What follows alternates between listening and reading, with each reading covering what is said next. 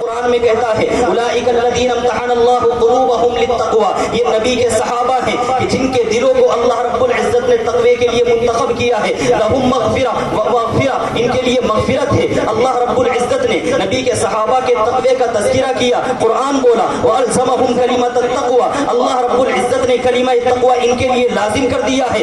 نبی کے صحابہ کے تقوی کی بات آئی، وبشر المخبتین الذین اذا ذکر اللہ وجلت قلوبہم والصابرین علی ما اصابہم والمقیم الصلاۃ. نبی کے صحابہ کے تقوی کا تذکرہ ہے. اگر نبی کے صحابہ کے ایمان کی بات آئی ہے، اللہ رب العزت نے قرآن کریم میں بیان فرمایا حبب الیہم الایمان، اللہ رب العزت نے ایمان ان کے لیے پسند کر دیا ہے. نبی کے صحابہ کفر سے کیا نفرت کرتے تھے، رب کا قرآن بولا وکرہ الیکم الکفر والفسوق والعصیان. نبی کے صحابہ کامیاب ہیں، رب نے کہا اولئک هم الراشدون. نبی کے صحابہ رب کی عبادت کرتے تھے کہ نہیں کرتے تھے، رب ذوالجلال کا قرآن بولا واصبر نفسک مع الذین یدعون ربهم بالغداة والعشی یریدون وجهہ. اے نبی اپنے آپ کو ان لوگوں کے ساتھ روکے رکھنا جو صبح و شام اللہ رب العزت کو مانتے ہیں، اللہ کی عبادت کرتے ہیں. نبی کے صحابہ دن میں عبادت کرتے تھے یا رات میں بھی عبادت کرتے تھے. رب کا قرآن بولا ان ربک یعلم انک تقوم ادنی من ثلثی اللیل ونصفہ وثلثہ وطائفۃ من الذین معک. یہ حصہ بتاتا ہے نبی کے صحابہ رات میں بھی رب ذوالجلال کی عبادت کرتے تھے. نبی کے صحابہ کو کسی کی تائید حاصل ہے یا نہیں؟ رب ذوالجلال نے کہا اولئک کتب فی قلوبہم الایمان وایدہم بروح منہ. ان کی تائید اللہ رب العزت نے ان کو اپنی تائید عطا فرمائی ہے. نبی کے صحابہ کی مغفرت کی بات آئی، رب ذوالجلال نے قرآن میں کہا واعف عنہم واستغفر لہم وشاورہم فی الامر. نبی کے صحابہ کی دنیاوی اور اخروی کامیابی کی بات آئی، رب ذوالجلال نے قرآن میں کہا یوم لا یخزی اللہ النبی والذین آمنوا معہ. اللہ رب العزت امام الانبیاء کو بھی رسوا نہیں کرے گا اور ان پر ایمان لانے والے صحابہ کو بھی رب ذوالجلال رسوا نہیں کرے گا. ہم کہنا یہ چاہتے ہیں کہ آپ قرآن کریم کی آیات کو پڑھتے چلے جائیے گا، آپ کو آیت آیت میں امام الانبیاء کے صحابہ کی شان نظر آتی چلی جائے گی. ایک پہلو پر ہم اور توجہ دلانا چاہتے ہیں.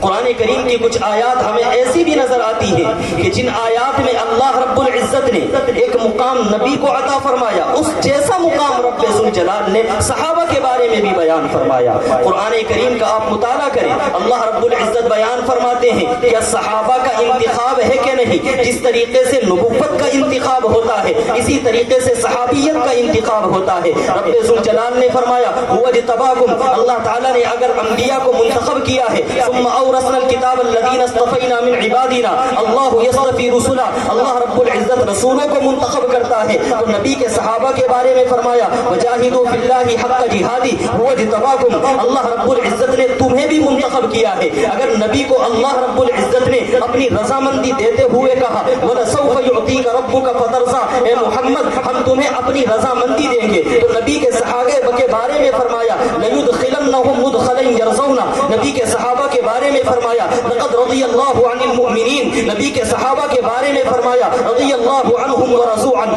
اگر اللہ رب العزت نے نبی کے بارے میں فرمایا ہم ان کو ایسا اجر دیں گے جو ختم نہیں ہوگا. قرآن کہتا ہے وَإِنَّ لَكَ لَأَجْرًا غَيْرَ مَمْنُونٍ. اگر نبی کے لیے اللہ تعالیٰ نے یہ وعدہ کیا تو نبی کے صحابہ کے بارے میں فرمایا فَلَهُمْ أَجْرٌ غَيْرُ مَمْنُونٍ، ان کے لیے ایسا اجر ہے جو ختم ہونے والا نہیں ہے. اگر نبی کے لیے اللہ تعالیٰ نے فرمایا اے ایمان والو نبی پر سلام بھیجو یا ایھا الذین آمنوا صلوا علیہ وسلموا تسلیما، تو نبی کے صحابہ کا جب تذکرہ آیا اللہ رب العزت نے نبی کو کہا اذا جاءک الذین یؤمنون بآیاتنا فقل سلام علیکم، کہ جب تمہارے پاس تمہارے صحابہ آئیں تو ان کو سلام کیا کرو. اگر ایمان والوں کو حکم یہ دیا گیا کہ نبی کو سلام کرو تو نبی کو حکم دیا گیا اپنے صحابہ کو سلام کرو. اگر اللہ رب العزت نے امام الانبیاء کے بارے میں فرمایا کہ تمہیں ایسی نعمتیں عطا فرمائے گا جو ختم نہیں ہوگی، رب ذوالجلال نے فرمایا وَيُتِمُّ نِعْمَتَهُ عَلَيْكَ، اللہ رب العزت تمہارے اوپر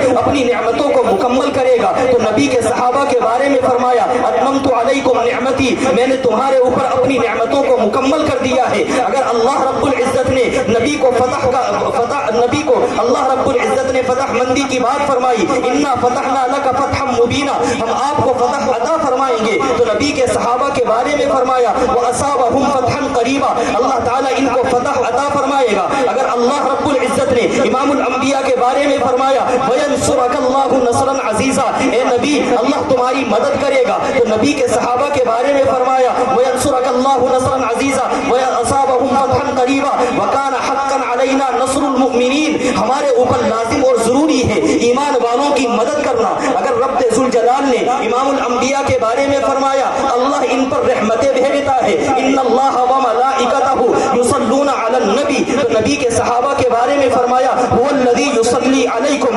وملائکتہ، اللہ بھی رحمتیں بھیجتا ہے، فرشتے بھی رحمتوں کی دعا کرتے ہیں۔ اگر امام الانبیاء پر رب ذوالجلال نے سکینہ نازل فرمایا فانزل اللہ سکینتہ، اللہ نے نبی پر سکینہ نازل فرمایا، سکون اور اطمینان نازل فرمایا، تو نبی کے صحابہ کے بارے میں بھی فرمایا فانزل اللہ سکینتہ علی رسولہ وعلی المؤمنین، ایمان والے نبی کے صحابہ پر سکون و اطمینان نازل فرمایا۔ اگر اللہ رب العزت نے نبی کے دل کا تذکرہ قرآن میں کیا الم نشرح لک صدرک، تو نبی کے صحابہ کا تذکرہ بھی، ان کے دلوں کا تذکرہ بھی، افمن شرح اللہ صدرہ للاسلام، یہ نبی کے صحابہ کے دلوں کا تذکرہ بھی رب ذوالجلال نے قرآن میں کیا۔ اگر نبی کے ایمان کا تذکرہ رب ذوالجلال نے قرآن میں فرمایا آمنا، ہم ایمان لائے، کس پر؟ اللہ پر، آمن الرسول بما انزل الیہ من ربہ، رسول ایمان لے آئے اس چیز پر جو اللہ نے نازل کی، تو نبی کے صحابہ کا بھی تذکرہ کیا آمن الرسول بما انزل الیہ من ربہ والمؤمنون، یہ ایمان والے نبی کے صحابہ بھی ایمان لے کر کے آئے۔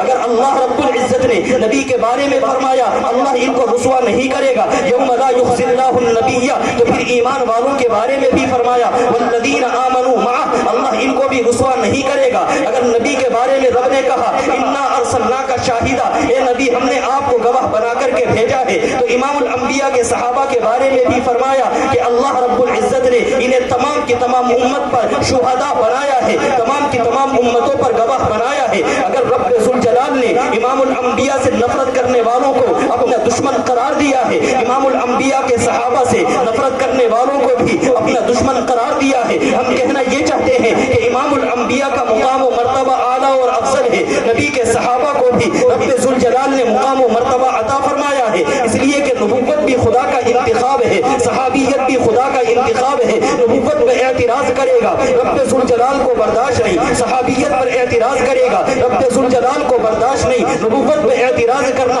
اگر عذاب الہی کا سبب ہے، صحابیت پہ اعتراض کرنا عذاب الہی کا سبب ہے۔ اگر نبوت پہ اعتراض کرنا ایمان کے ختم کی دلیل ہے، تو صحابیت پہ اعتراض کرنا بھی ایمان کے ختم کی دلیل ہے۔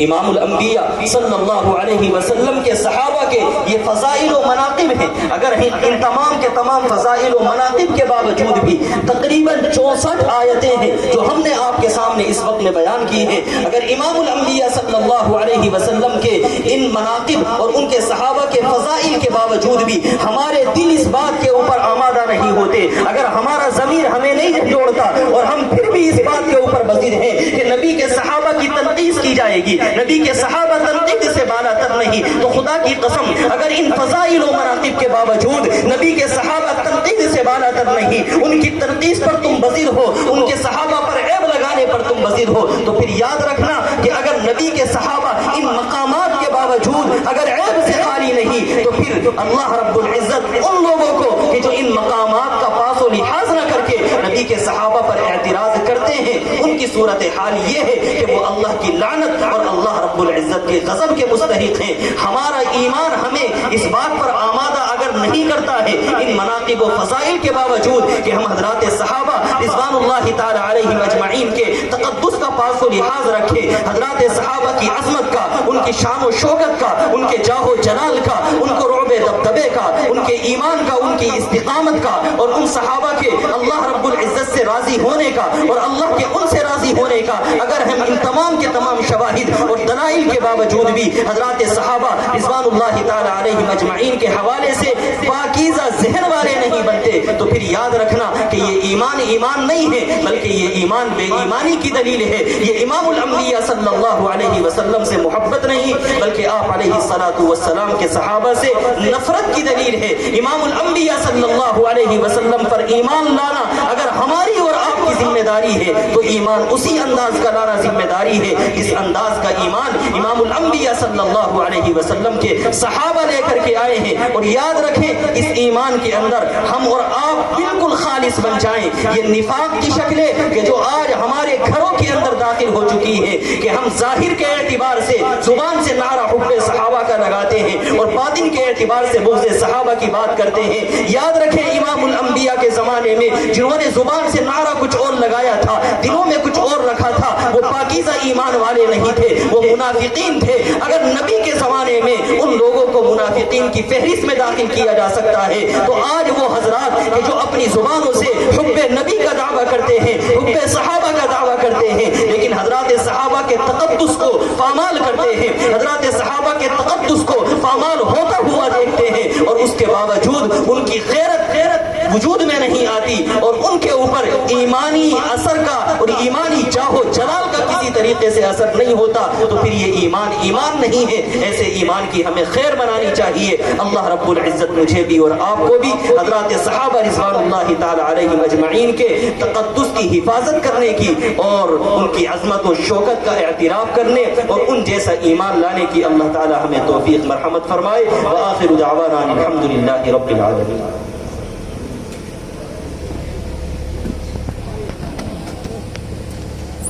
ماشاءاللہ.